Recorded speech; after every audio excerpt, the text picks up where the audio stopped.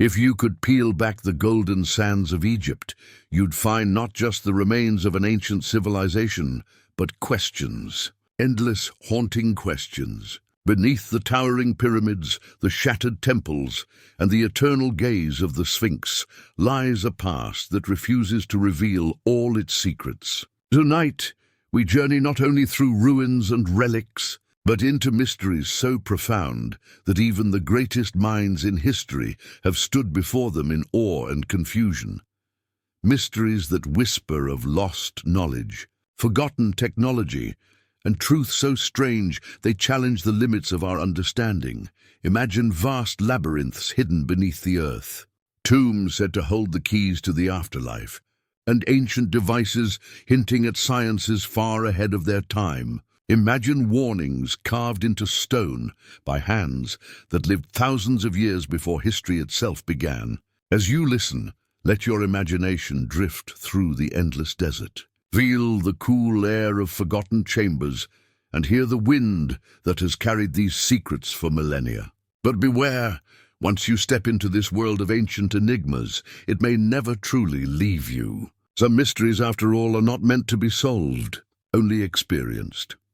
Welcome to Egypt's most unexplained mysteries. Beneath the sands of Egypt, far from the crowded pyramids and bustling tourist trails, lies a story almost too vast, too grand and too forgotten for history to contain. It is the story of a labyrinth, not a mythical maze from legend, but a real, colossal structure once described as more astonishing than all the other wonders of Egypt combined.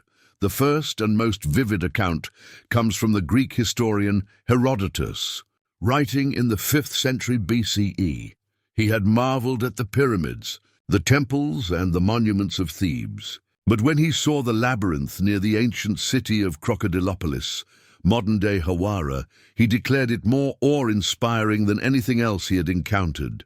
According to Herodotus, the labyrinth contained over 3,000 rooms, arranged on 2 levels, one above ground and one below. Corridors twisted and turned endlessly, branching into halls and chambers so complex that even seasoned guides often lost their way. The walls and ceilings were built from enormous slabs of stone, fitted so precisely that no mortar was required. Reliefs and towering columns adorned its halls, rivaling the artistry of Egypt's greatest temples.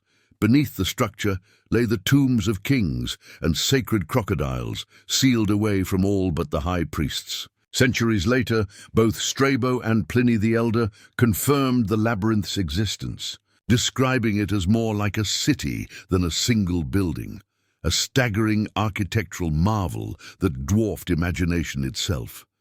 So why, then, is this wonder barely remembered today? Why doesn't it stand beside the Great Pyramid or the Sphinx as one of the world's most famous sights? Time, nature, and human hands share the blame. Many believe the labyrinth was dismantled during later dynasties, its stones repurposed for other monuments. Earthquakes shook the region, the Nile shifted course, and centuries of sand slowly buried what remained. When modern archaeologists arrived, little of its grandeur survived above ground, but tantalizing traces still linger. In the 1880s, British archaeologist Sir Flinders Petrie, often called the father of modern archaeology, excavated the site near Hawara. While his main focus was the pyramid of Amenemhat III, Petrie uncovered vast foundations and scattered stone ruins that hinted at something immense beneath his feet. Later expeditions found even more evidence of buried structures, but no intact chambers. Then, in 2008, a Belgian-Egyptian team known as the Matahar Expedition used ground-penetrating radar to scan beneath the sands of Hawara. What they discovered astonished them. Massive geometric formations buried deep underground, patterns consistent with walls, corridors, and rooms. The data suggested a sprawling man-made complex lying undisturbed below the surface, eerily matching Herodotus's description. And yet, the findings were never fully excavated or officially released. After a brief burst of excitement, the results vanished quietly from public view. Some blamed bureaucracy, others whispered about deliberate suppression. Whatever the reason, the possible rediscovery of one of Egypt's greatest lost wonders remains veiled in mystery. If the labyrinth truly lies hidden beneath Hawara, what might it contain? Ancient texts speak of walls covered with inscriptions, histories and knowledge that could rewrite what we know of Egypt. Tombs of kings may still rest untouched, their treasures and secrets preserved by time. Perhaps it was more than a tomb. Perhaps it was a repository of knowledge, a library of stone preserving the wisdom of an age long forgotten.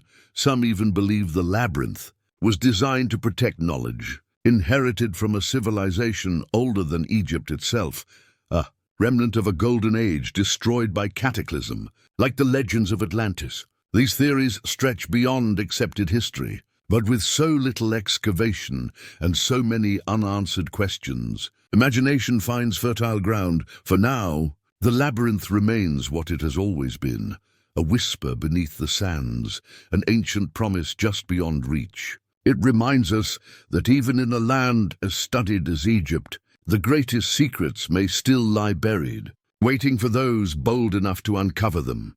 If we move north toward the desert plateau of Dashur, south of Cairo, a strange sight rises from the sands, a pyramid that looks wrong. At first glance, it appears like any other ancient monument, majestic, sharply defined, and nearly intact. But as your eyes follow its sides upward, you notice a sudden change. The lower half rises steeply, only for the angle to shift dramatically halfway up, giving the structure a warped, almost broken silhouette. This is the bent pyramid, an architectural enigma that has baffled experts for over 4,500 years. Built during the reign of Pharaoh Sneferu around 2600 BCE, it represents both triumph and uncertainty, a moment when ambition and experimentation collided.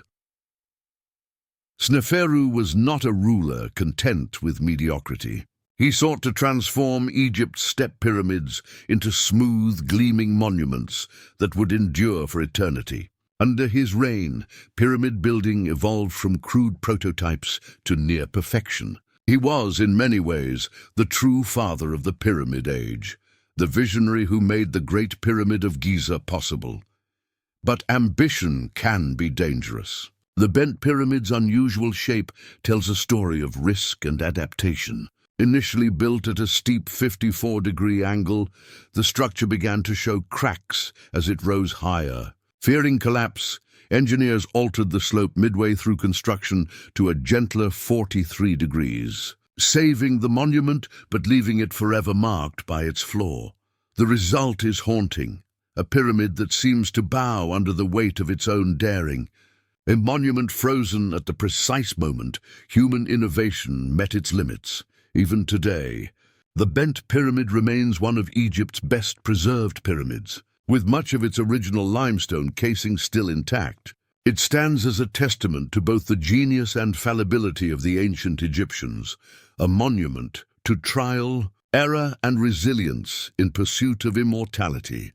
And so, from the lost labyrinth of Hawara to the strange angles of Dashur, Egypt continues to remind us that the past is never truly silent. Beneath every grain of sand, behind every weathered stone, another story waits to be told, another question waiting to be asked. Theories abound about why the bent pyramid's slope changes so abruptly midway through construction. The most widely accepted explanation is simple and practical: an engineering failure. According to this view, the pyramid's architects originally designed it with a steep 50-degree angle to achieve impressive height and grandeur. But partway through, they realized the structure was in danger of collapsing. The immense weight of the limestone blocks and the unstable foundation beneath them caused dangerous internal cracking. To prevent total disaster, they reduced the angle to a gentler 43 degrees, easing the pressure and allowing the project to survive. This mistake theory seems reasonable. After all, early pyramid building was an age of trial and error.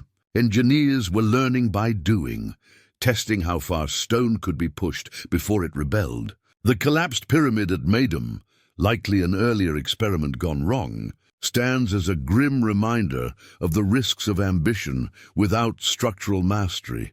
Yet not everyone is convinced by the idea that the bent pyramid was simply a botched attempt rescued mid-construction. Some archaeologists and independent researchers argue that it shows too much precision and care to have been improvised. The internal chambers and passageways are expertly aligned, and the casing stones, many still in place today, fit together so perfectly that even a modern razor blade could not slip between them. If this was a salvage job, why such perfection? More intriguingly, the pyramid's unusual geometry seems to have given it exceptional stability. The shift in angle distributed weight more efficiently, reducing stress on the lower courses and making cracks less likely. Paradoxically, the very design, once dismissed as flawed, may have been the key to the pyramid's survival. It has retained more of its original casing than any other in Egypt. Then there is the question of symbolism.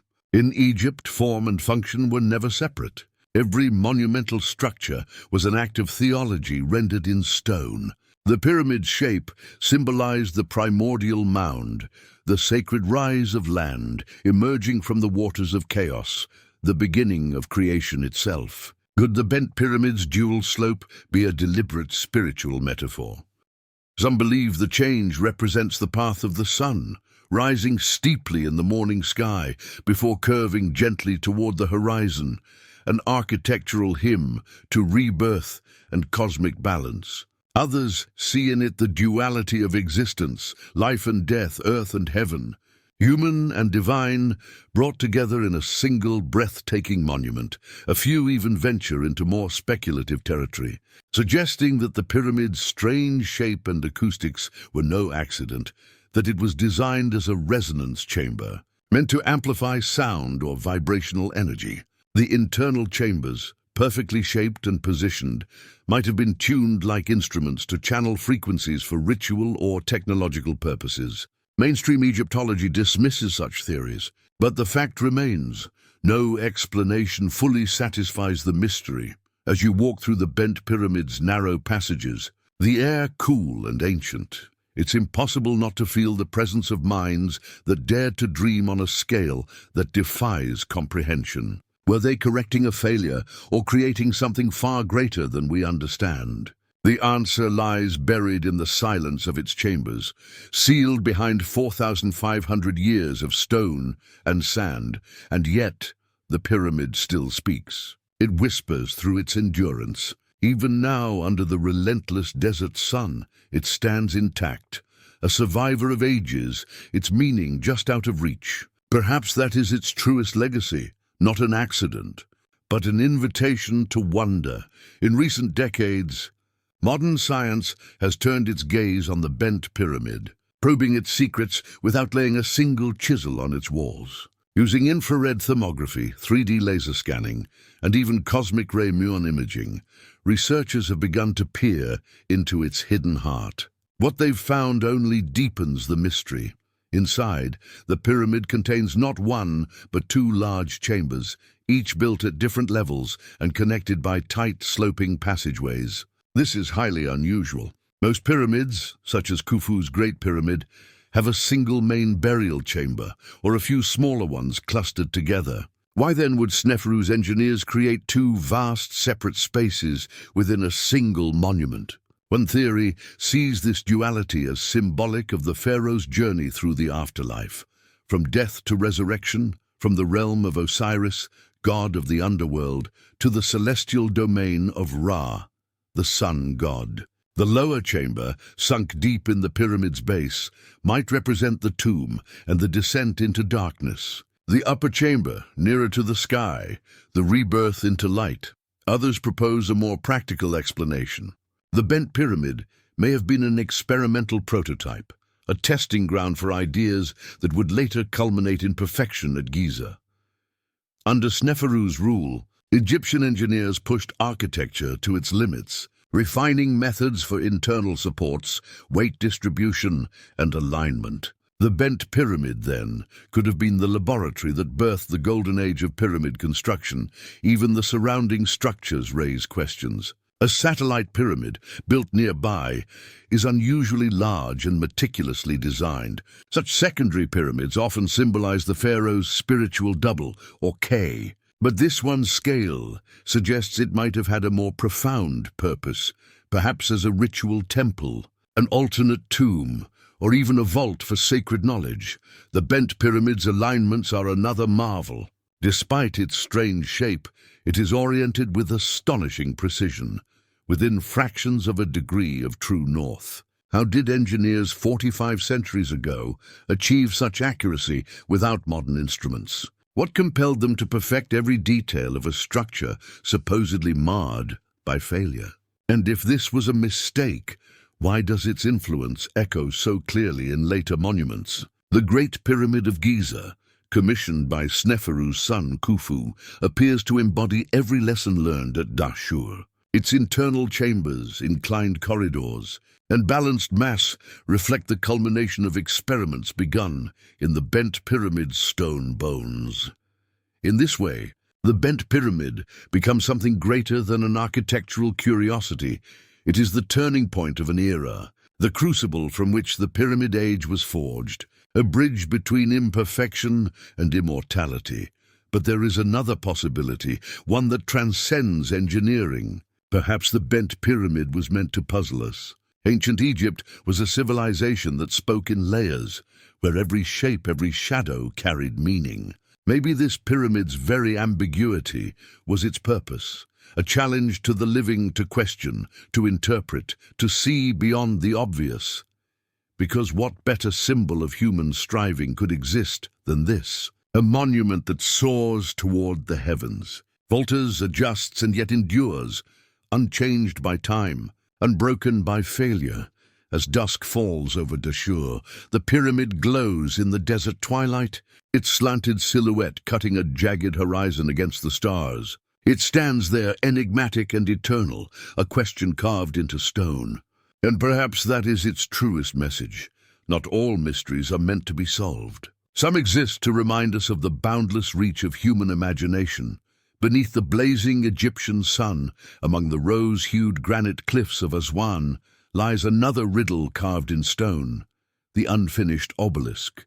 It's a sleeping colossus, half born from the living rock, waiting across millennia for a destiny it never fulfilled. Stretching an astonishing 137 feet in length and weighing over 1,100 tons, it would have been the largest monolith ever quarried by human hands, larger than any obelisk that ever stood in Egypt.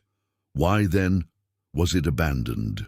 How could the same civilization that raised the pyramids and mapped the stars so precisely leave such a monumental project incomplete? The accepted explanation is that a fatal crack appeared in the granite, rendering the obelisk unusable.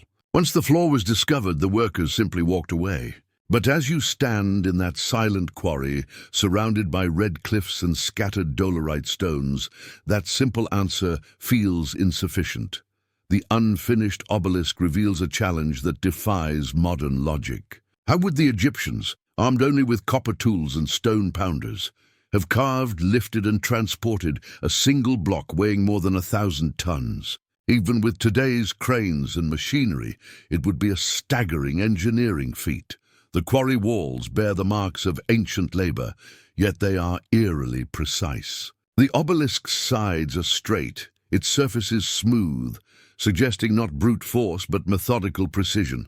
Could pounding alone have achieved this? Or did the ancients possess some lost technique, perhaps a way to soften or fracture stone chemically, or even to harness vibration or sound? Mainstream archaeologists reject such theories, but certain details resist easy explanation. The grooves and tool marks etched around the quarry have a strange regularity, almost mechanical in appearance. Engineers comparing them to modern stone-cutting patterns have noted striking similarities. Is it possible the ancient Egyptians had access to methods of abrasion or cutting more advanced than we realize?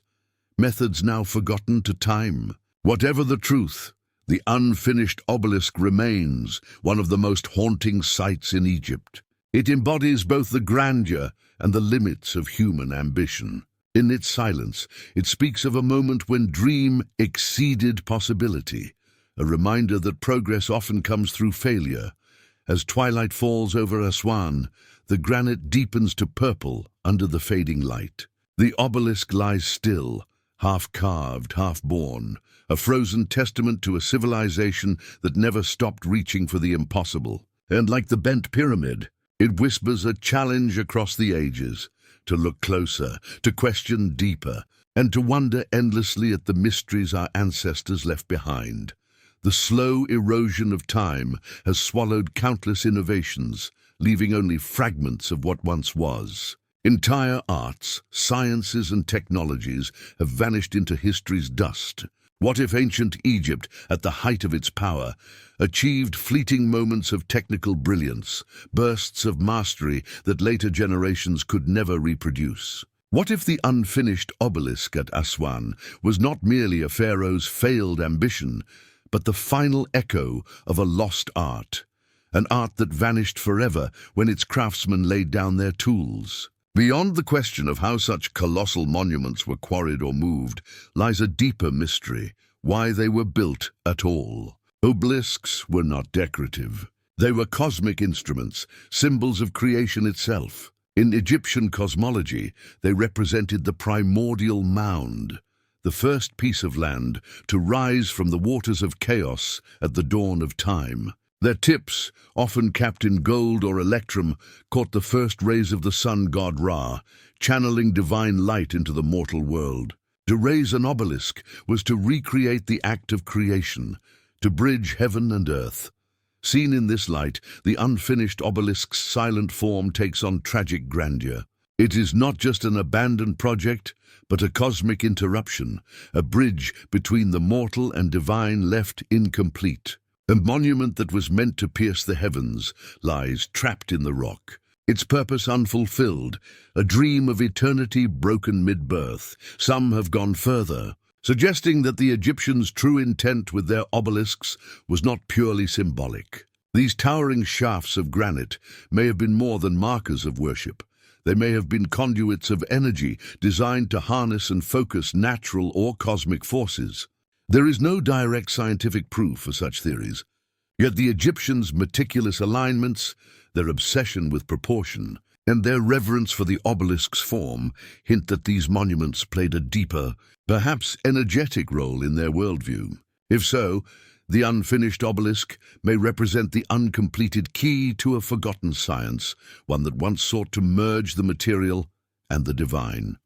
Today, visitors who walk through the Aswan quarry can still trace the chisel marks and narrow trenches that were meant to free the monolith from the living rock. One can almost hear the echo of dolerite hammers striking granite, the shouted cadence of overseers, and the rhythmic labor of thousands of workers bringing a god's command into being. But those voices are silent now. The tools have long turned to dust, and the knowledge, if it ever truly existed beyond myth, has faded into legend.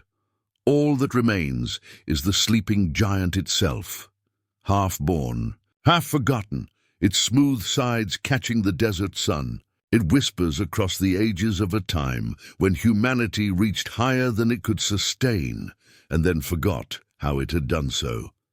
The Great Pyramid of Giza. The silent enigma, the Great Pyramid of Giza, stands not just as the crowning achievement of ancient Egypt, but as the enduring symbol of human mystery itself. The last surviving wonder of the ancient world, it looms over the desert like a question carved in stone. It is both a monument to the brilliance of the ancient Egyptians and a reminder of how much we still do not understand about them.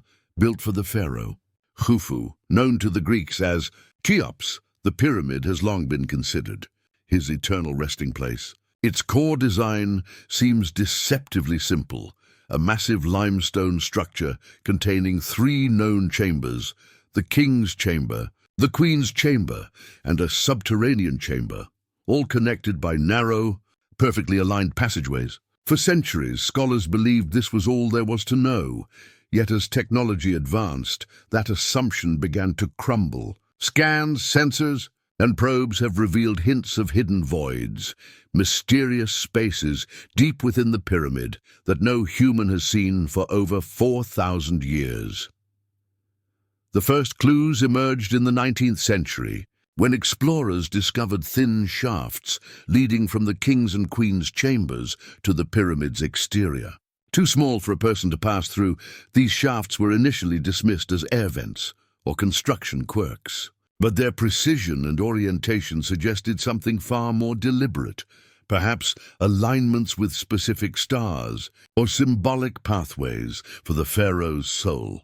By the late 20th century, technology began to peel back the pyramid's secrets. Infrared imaging, radar, and muon tomography, techniques capable of peering through solid stone, revealed unexplained anomalies within the structure. In 1992, Egyptologist Dr. Zahi Hawass and his team announced evidence of a large, hidden cavity near the king's chamber, an undiscovered void that could be an untouched chamber or corridor. If such a chamber exists, what could lie inside? A cache of royal treasures?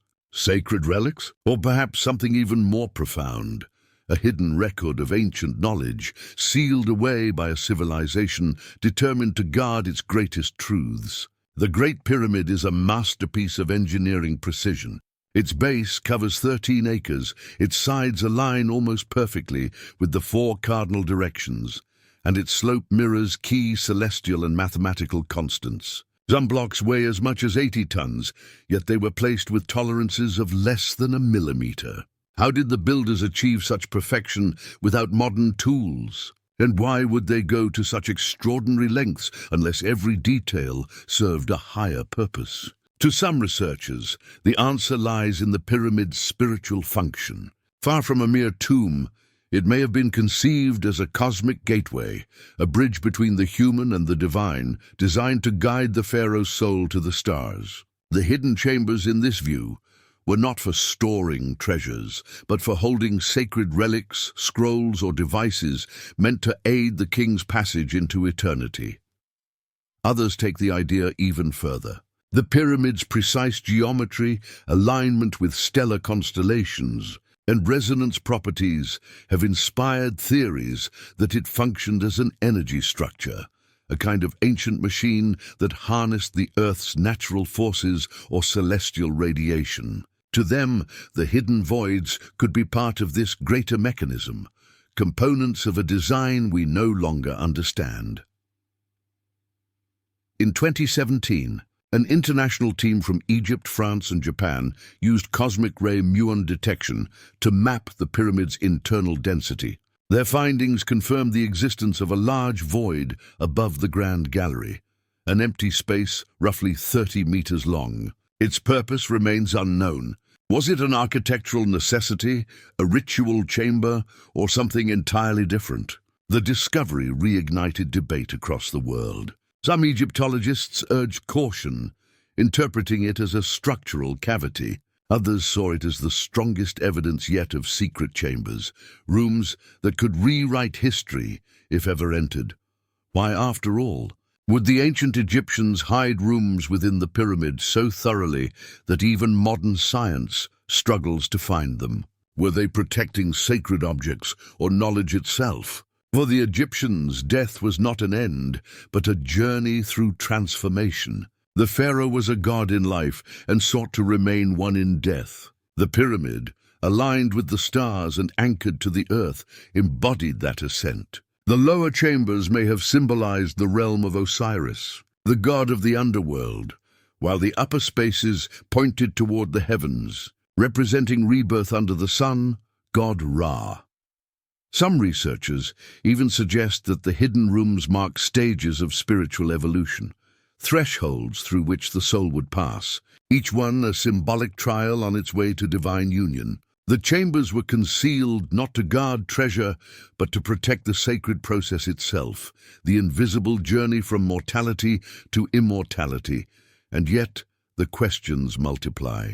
Could these voids contain sacred texts, papyrus scrolls, or carvings preserving knowledge lost to time? Could they conceal artifacts of technology or science that challenge our assumptions about ancient capability? Or could they hold something even more extraordinary, proof of contact with a forgotten civilization, one whose influence seeded Egypt's sudden leap into architectural and astronomical mastery? No answers have yet emerged. Every new discovery only deepens the enigma. The Great Pyramid, for all its visibility, remains the world's most impenetrable secret as the desert wind sweeps across the plateau and the setting sun paints the limestone gold. The pyramid stands silent, watching, waiting. It has seen empires rise and fall, gods worshipped and forgotten, science and faith trade places. And through it all it endures, guarding the mysteries of a civilization that perhaps knew more than we dare imagine.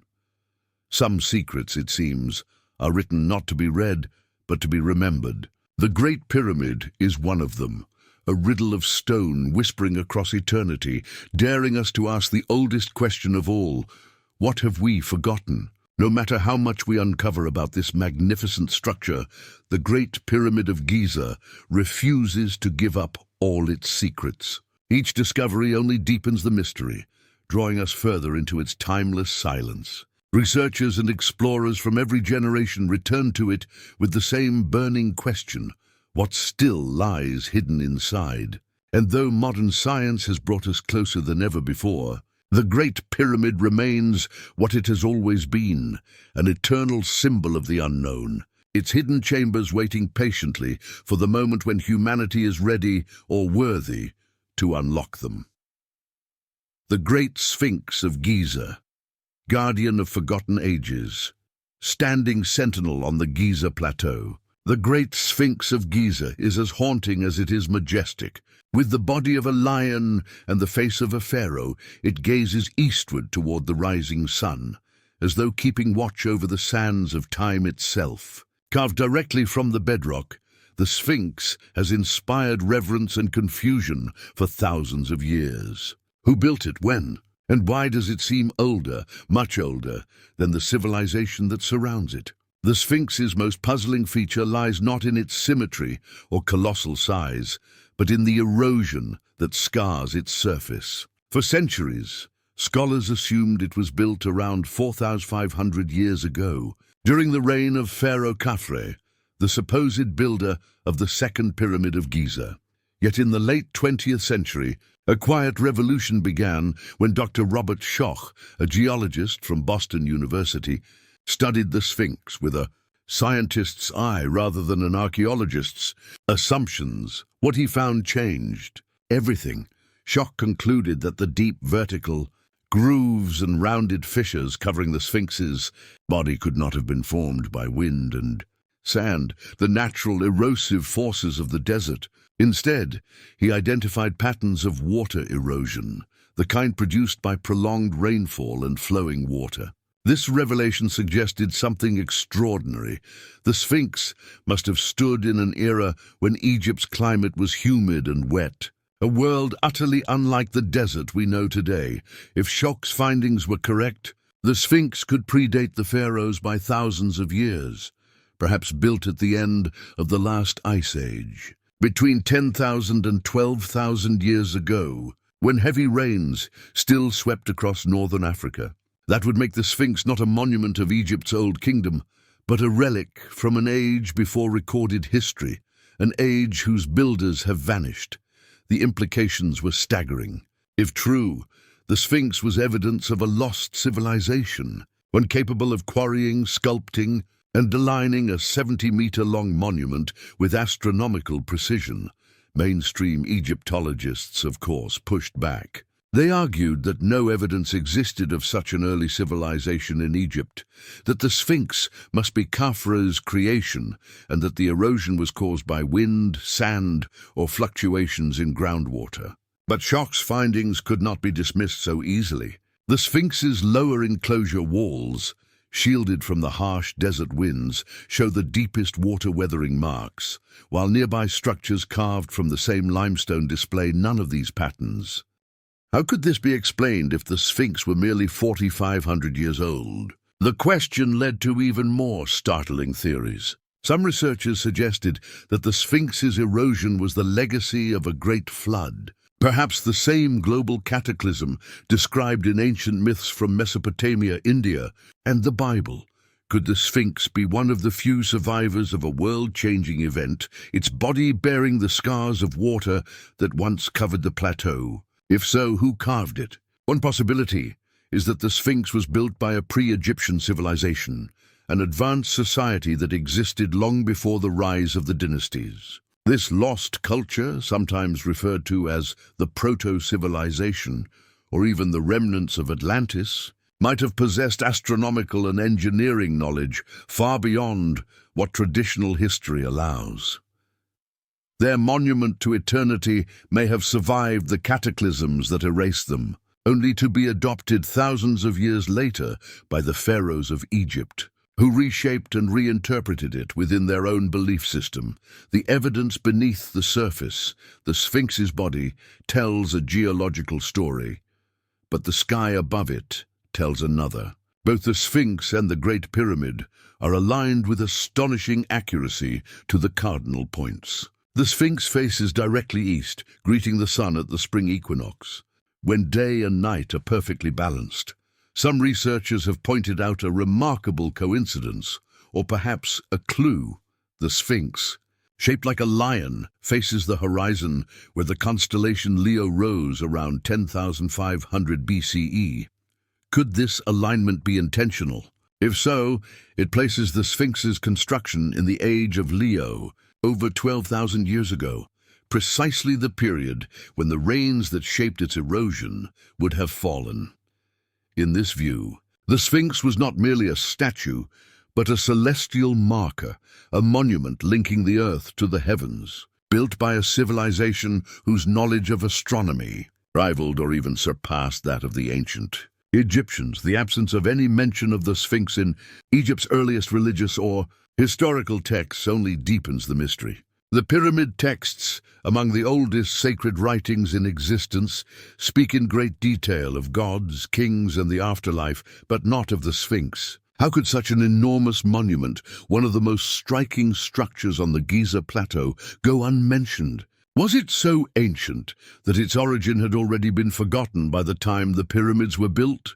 Or did later rulers deliberately erase its true history to claim Egypt's glory as their own? It would not have been the first time that power rewrote the past, a relic of a lost world. If the Sphinx truly belongs to a civilization long forgotten, it would not stand alone. Across the globe, megalithic monuments, from Stonehenge in Britain to Pumapunku in Bolivia, display similar mastery of stone and astronomy, and many are likewise unaccounted for in the written histories of their regions. Could these distant structures be the scattered remnants of a single lost culture, a global network of ancient builders connected by shared knowledge and cosmic purpose? According to some alternative researchers, the Sphinx may represent the last surviving monument of that civilization, a silent survivor of an era erased by catastrophe. The end of the Ice Age, around 10,000 BCE, saw violent climatic shifts, melting glaciers, rising seas, and massive floods. Myths of global deluge echo from culture to culture, perhaps preserving in memory what the Sphinx preserves in stone. If that is true, the Sphinx is not merely a statue, it is a warning from a forgotten world. The debate that refuses to die mainstream Egyptology continues to date the Sphinx to Khafra's reign, around 2500 BCE, citing its proximity to the Second Pyramid and the resemblance of its face to statues of the pharaoh. Yet as new geological studies and scanning technologies emerge, the arguments grow less certain. Even if the Sphinx was reshaped or repaired during Khafra's time, the core structure may be far older, a monument inherited and repurposed, its original meaning lost beneath layers of stone and myth. As the sun sets on the Giza Plateau, the Sphinx's gaze remains fixed on the horizon, as if remembering a world long drowned in the sands of time. The debate over its age, 4,500 years or 12,000, may never be resolved. But in its weathered face, carved by hands we may never know, lies a truth that transcends history, that human civilization is older, deeper and more mysterious than we have yet dared to imagine.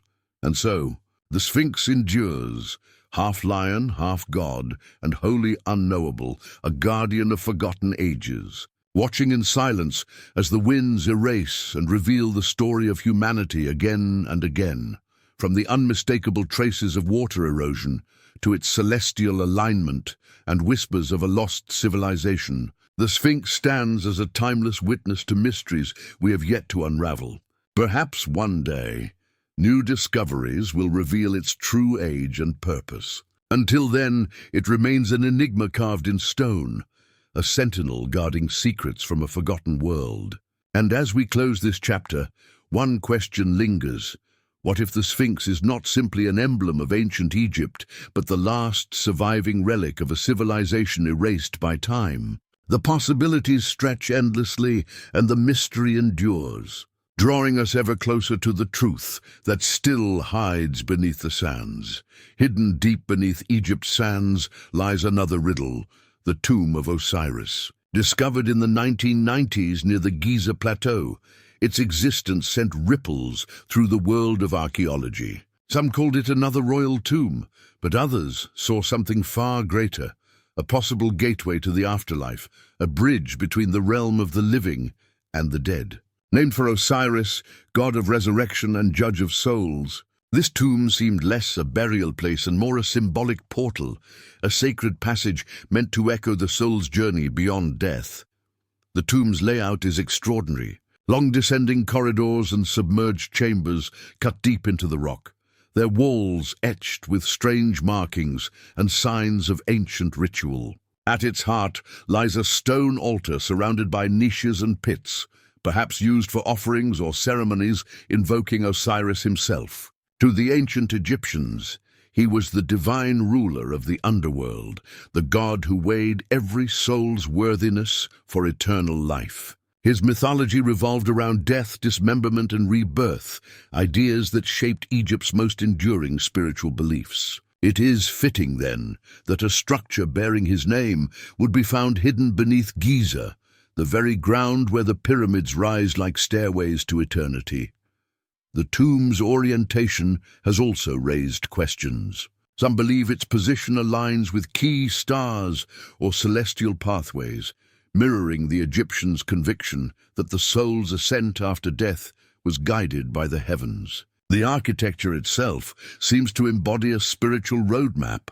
The long passages may represent the perilous journey through the underworld, while the inner chambers could symbolize the soul's arrival at Osiris's court. For the builders, this might not have been a tomb at all, but a sacred simulation, a physical mirror of the spiritual journey toward immortality. Even more fascinating are the sealed chambers that remain unexplored. Their purpose is unknown, and their contents may have never seen light since the day they were closed. The erosion on the surrounding stone suggests immense age, leading some to speculate that the site predates many known temples of the same era. Was this a royal tomb, a shrine, or something entirely different, perhaps a ceremonial portal designed to connect humanity directly with the divine? Ancient Egyptians believed that every soul had to pass through trials in the afterlife, facing judgment before achieving rebirth. The tomb of Osiris seems to reflect this theology in its very design. Each chamber, each winding passage may have been symbolic of these trials, a metaphysical initiation encoded in architecture. Some archaeologists believe that rituals were performed here to guide the dead safely through the underworld, invoking Osiris's power to grant eternal life. Unusual symbols etched into the walls seem to hint at these rites. They depict transitions, journeys between worlds, trials of the heart and spirit. Though their exact meaning remains elusive, they appear to outline a kind of spiritual map, one guiding the deceased through the dark realm to the light of Osiris. The tomb, therefore, was not a static resting place. It was a living ritual in stone. What makes the site even more extraordinary is the suggestion that it was not built solely for pharaohs. In Egyptian belief, resurrection was a universal promise, not a privilege of kings. The tomb of Osiris might have served as a sacred place for all who sought eternal life, a shared portal for humanity itself. And if ancient legend holds any truth, it may have been believed that Osiris's own divine essence was once present there, turning the tomb into the axis between worlds. Some even speculate that the structure was part of the pharaoh's transformation into divinity. The king, as a living embodiment of Horus, would in death become one with Osiris, continuing the eternal cycle of life, death, and rebirth. The tomb may have been the stage for this divine metamorphosis, where mortal rulers crossed into godhood. The deeper archaeologists venture, the more questions arise. Was this tomb an actual burial site? Or was it meant to represent something far more symbolic, a ceremonial gate to the afterlife itself? The quiet air, the echo of footsteps in the dark corridors, the sight of sealed chambers untouched for millennia, all seem to whisper that its builders intended it to be more than just a monument. It was a threshold, a sacred passage where life and eternity met. While researchers continue their work, the tomb of Osiris remains one of Egypt's most haunting enigmas. Whether it was a literal gateway or a symbolic one, it stands as a testament to the Egyptians' profound obsession with immortality and their belief that death was not an end, but a transformation. It reminds us that for them, architecture was not only an art, but a language of the divine, each stone a prayer, each chamber a step toward the eternal.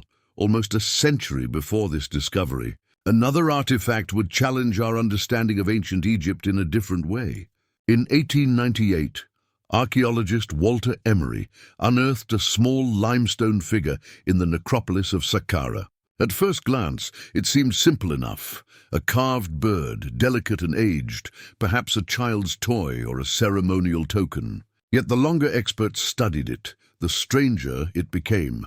This Saqqara bird, as it came to be called, bore features no ordinary sculpture would have. Its wings were curved, not flat, angled in a way that suggested lift and aerodynamic precision. Its tail, instead of the typical spread of feathers, was carved into a vertical stabilizer, nearly identical to the rudder of a modern aircraft. The more scientists examined it, the more it resembled a glider than a bird. At first, scholars dismissed these observations. Surely it was just an artistic interpretation of a falcon, the sacred bird of Horus, god of the sky. After all, Egyptian tombs were filled with animal figures representing divine forces. But as aviation technology developed in the 20th century, engineers began to notice that the Saqqara bird's design echoed key principles of flight discovered thousands of years later. Its proportions and wing curvature followed patterns remarkably similar to those of early gliders. Could this small figure, carved over 2 millennia before Christ, be evidence that the ancient Egyptians understood aerodynamics? Some enthusiasts have gone as far as to suggest that it was a model for an ancient flying device, a test piece for an invention that has since been lost to time. When replicas of the bird were built and tested in wind tunnels, they demonstrated surprisingly stable flight when fitted with a small horizontal tail, fueling speculation that its original form might once have included one. Others maintain that such interpretations stretch too far, that the artifact is symbolic rather than scientific. To them, the Saqqara bird is a spiritual emblem, representing the soul's flight to the heavens or the pharaoh's journey to join the gods. In this sense, it might not be an ancient aircraft, but a metaphor for transcendence, perfectly in keeping with Egyptian theology. Yet the elegance of its design makes coincidence difficult to accept. Its balance, symmetry, and aerodynamic realism defy explanation as mere art. Even if it was symbolic, it suggests a level of observational sophistication that borders on the scientific. Some researchers speculate that the Saqqara bird could have been part of a ritual demonstrating the concept of spiritual ascent, perhaps even used in funerary ceremonies. The Egyptians saw flight as sacred, the ultimate expression of liberation from earthly bounds. To them, birds were messengers of the gods, symbols of the soul's freedom. A figure capable of flight, even if symbolic, might have represented the journey from death to divine reunion. Others see it as something more tangible, perhaps the remnant of lost knowledge, a fragment of technology from an earlier epoch. Could it be that ancient engineers once experimented with flight, and their discoveries vanished long before written history began? Was the Saqqara bird a survivor from a forgotten chapter of human ingenuity, just as the Sphinx may be a survivor from a forgotten age? Whatever the truth, the small limestone bird remains one of Egypt's most haunting enigmas. It sits quietly in a museum case, its wings frozen mid-flight, daring us to imagine what its creators once knew. Whether a spiritual symbol or a technological artifact, it challenges our assumptions about the limits of ancient knowledge. Each time we gaze upon it, we are reminded of the same truth whispered by every relic Egypt has left behind, that the line between myth and history, between symbolism and science, is thinner than we think. And somewhere in that narrow space, between the divine and the practical, between faith and discovery, lies the true story of a civilization that continues to defy the passage of time. The mystery of the Saqqara bird continues to fascinate both researchers and enthusiasts, not just for its craftsmanship, but for what it might represent, a possible glimpse into a forgotten understanding of flight. Modern aerodynamics, the science of how air interacts with solid surfaces, didn't formally emerge until the late 19th and early 20th centuries. Yet certain elements of this ancient artifact's design seem to reflect those very principles, suggesting that the ancient Egyptians may have grasped ideas about lift, balance, and motion through air long before the modern world rediscovered them. When studied closely, the Saqqara bird stands apart from the artistic conventions of its time. Egyptian art was famously symbolic and stylized. Animals were depicted according to religious meaning rather than natural realism. But this small limestone figure defies those norms. Its sleek, tapered body looks less like a creature carved for worship and more like a deliberate study in symmetry and airflow. The body is smooth and streamlined, similar to the fuselage of a glider, while its tail curves upward at an angle that mirrors the stabilizing fins used in modern aircraft to control balance and direction. The wings are even more telling. Unlike typical depictions of birds, which feature flat, spread wings, the Saqqara bird's wings tilt slightly downward, a subtle but significant feature. This design mirrors the dihedral angle used in contemporary gliders to enhance stability and lift. By angling the wings, air pressure increases beneath them, generating lift and keeping the object steady in flight. Though the limestone figure is too heavy to fly, its design mimics the mechanics of an object made to glide. Such precision has led some to propose that the artifact might have served as a model, a concept piece illustrating the principles of flight. In the 1970s, this idea was put to the test by Dr. Khalil Messiha, a professor of aeronautics. His team built a replica of the Saqqara bird, maintaining its proportions and angles, but constructing it from lightweight materials similar to what the ancient Egyptians might have used for prototypes. When tested in a wind tunnel, the replica performed astonishingly well. It glided smoothly, generating lift and maintaining balance with remarkable stability. Further experiments by independent researchers confirmed these findings. Even simple hand-launched replicas demonstrated controlled glides, hinting that whoever designed the original understood aerodynamics intuitively. Though these tests don't prove that the Egyptians built flying machines, they do suggest that someone in that ancient world had at least contemplated how objects could move through air efficiently. Could the Saqqara bird have been part of a scientific experiment, or perhaps a ritual object symbolizing ascension? It's impossible to say for certain. Some scholars believe it was a teaching tool used by priests or temple engineers to demonstrate principles tied to the heavens, a symbolic expression of the soul's flight to the gods. Others see it as a miniature representation of a forgotten technology, an echo of lost experimentation with flight long before modern aviation. The Egyptians viewed flight as sacred. Birds were messengers of the gods, and to soar was to transcend mortality. The act of rising toward the heavens was deeply woven into their spiritual beliefs. Thus, even if the Saqqara bird was purely ceremonial, it could still have embodied profound symbolic meaning, a bridge between earth and sky, body and spirit, human and divine. Still, the artifact's aerodynamic accuracy cannot easily be dismissed as coincidence. Every angle and contour seems purposeful.